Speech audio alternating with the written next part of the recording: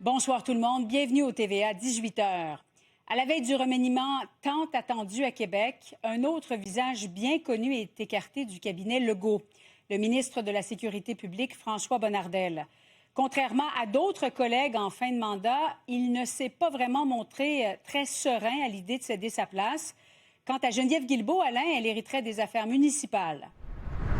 Julie, pas de démotion pour Geneviève Guilbeault. Bien au contraire, elle perd les transports, mais selon nos informations, on va lui confier le ministère des Affaires municipales qui était occupé jusqu'à la démission sa démission par André Laforêt. C'est tout le contraire pour François Bonnardel, lui qui est carrément écarté du Conseil des ministres. D'ailleurs, il s'est exprimé de cette façon.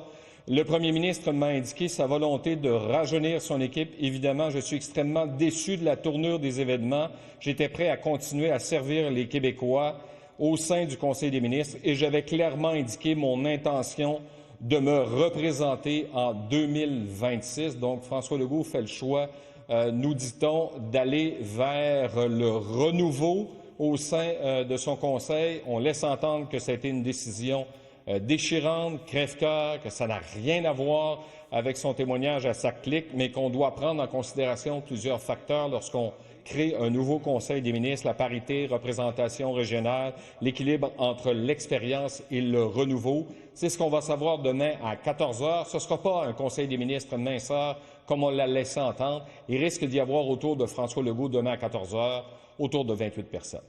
Merci, Alain. Il n'y a pas de quoi.